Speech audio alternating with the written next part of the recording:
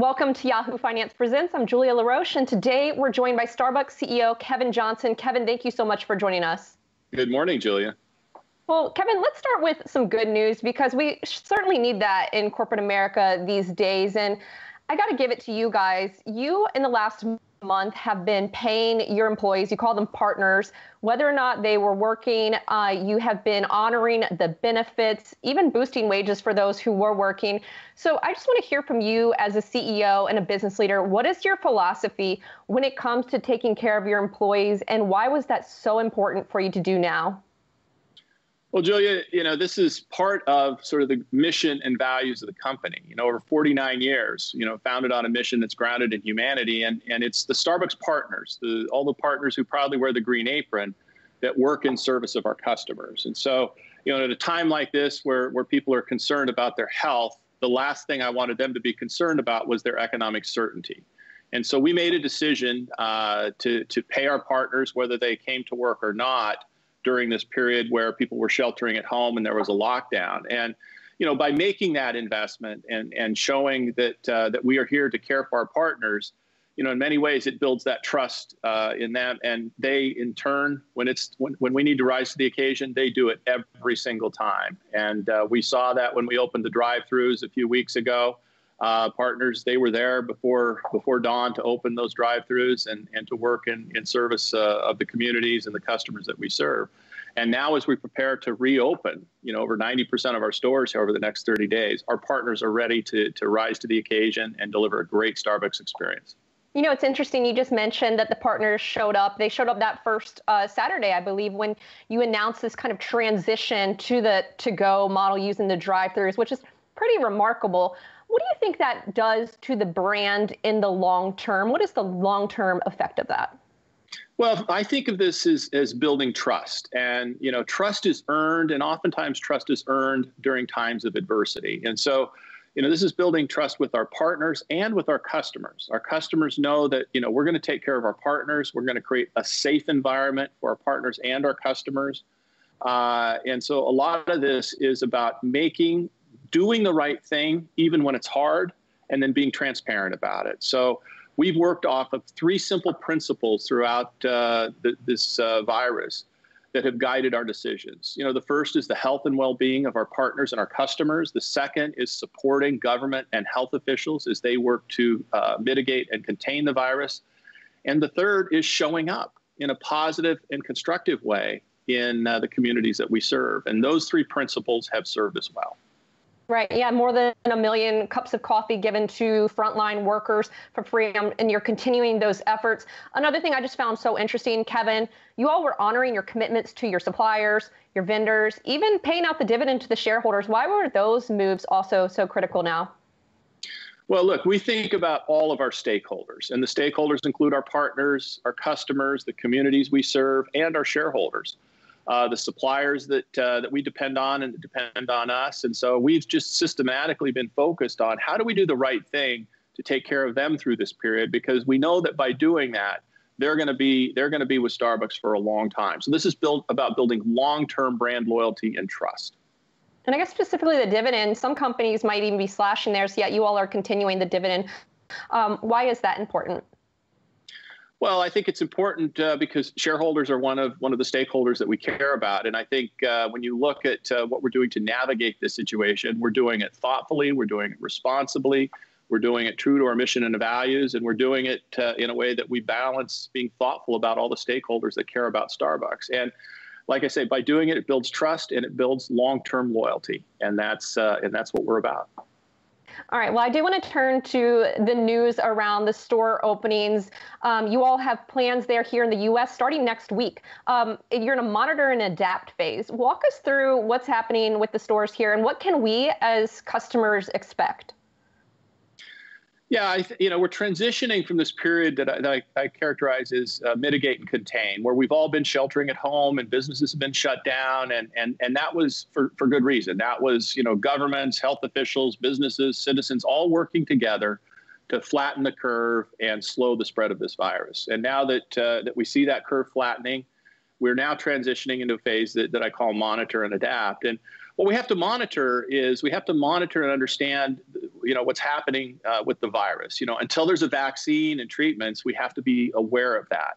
And we have to monitor by city, by community, and then adapt the store formats and the store protocols in an appropriate way. So if we see a community that perhaps has a few more COVID-19 cases and it's concerns about growing, that we don't turn the dial up. We maintain the drive-throughs, we maintain mobile order with contactless pickup, curbside. But in other communities where we see the number of COVID cases continue to decline, we might now open our cafe for limited seating. We might have a to-go model.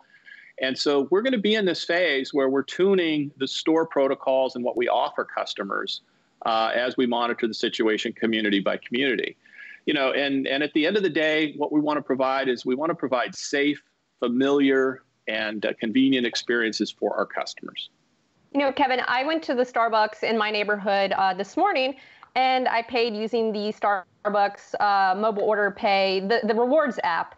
And it seemed to me that that was the only way to pay going forward. Is that the case, that you need to be using the app? And how do you get folks on the app and, within that kind of digital flywheel that you often talk about? Well, we had, I think, a 15% year-on-year growth of active rewards members, to nearly 20 million in the United States. And the active rewards members are customers who, frequently use that mobile app for ordering and earn stars and the benefits of being a loyal Starbucks customer.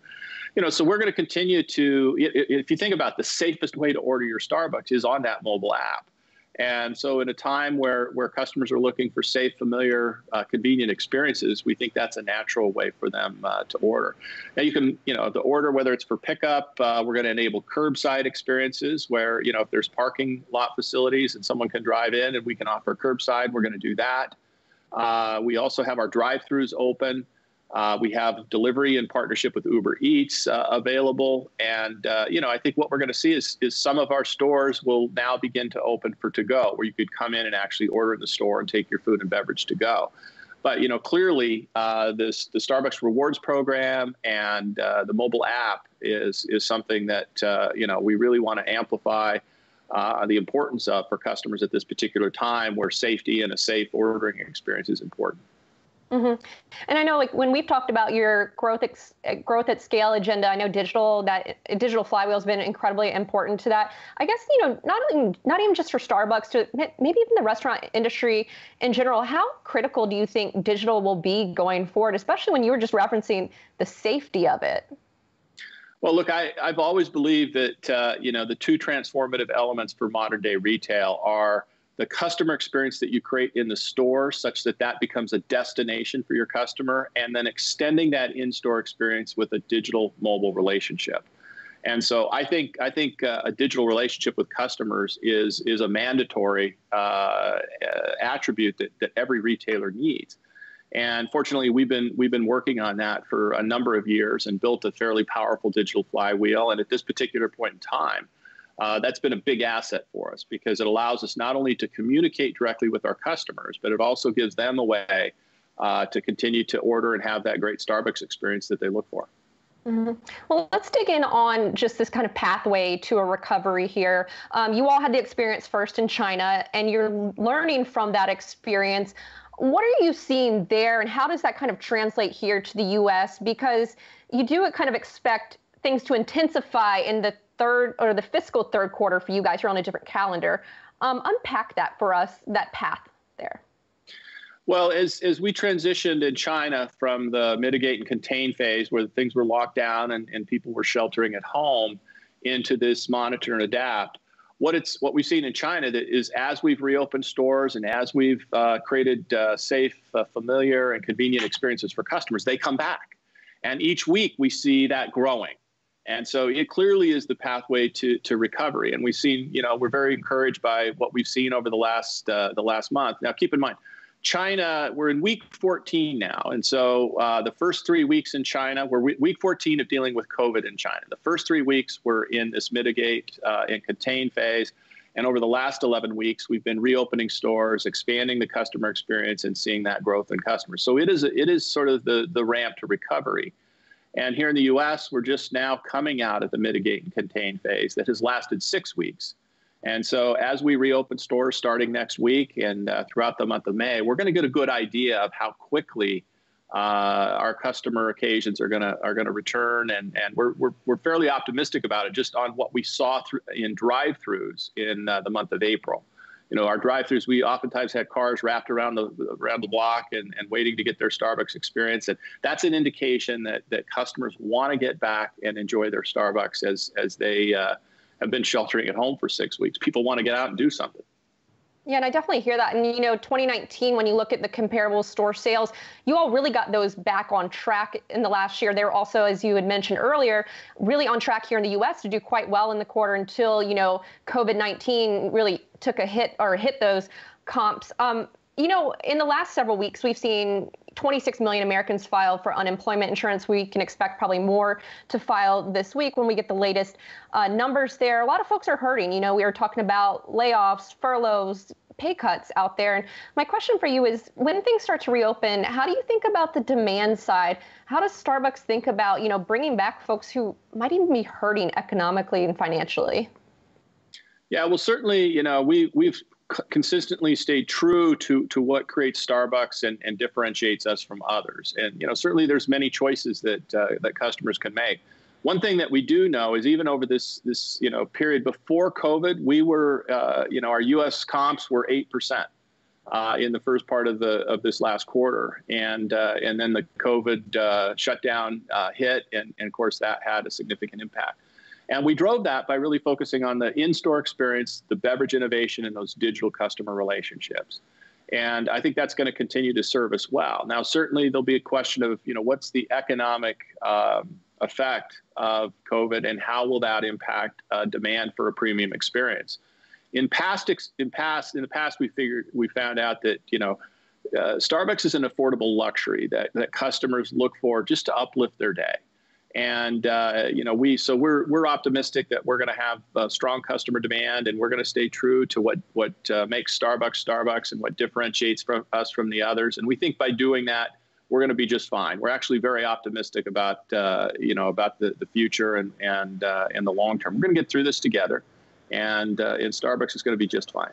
Yeah, I certainly kind of hear that tone of optimism coming from you. And I would just be interested, as a final parting question here, Kevin, this probably is the biggest crisis I'd imagine that you as a CEO have had to navigate through at this point. And I just would like to know what has been kind of the biggest lesson that you've learned, and how do you think this experience has shaped your own leadership style?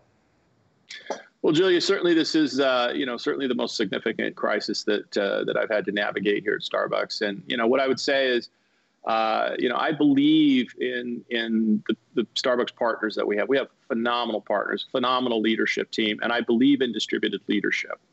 And at this particular point in time, that's very important. And so, you know, the learning is, you know, as a leader in this type of environment, you know, number one, you've got to communicate frequently and clearly. You've got to be principled in the set of decisions that you make. And you've got to depend on the talent and the trust that you've developed in the team that you have. And that's why at this particular point in time, you know, doing the right thing, even when it's hard, builds trust. Communicating frequently and being transparent builds trust. And, you know, those are important lessons. And I'm very proud of how our Starbucks partners have showed up.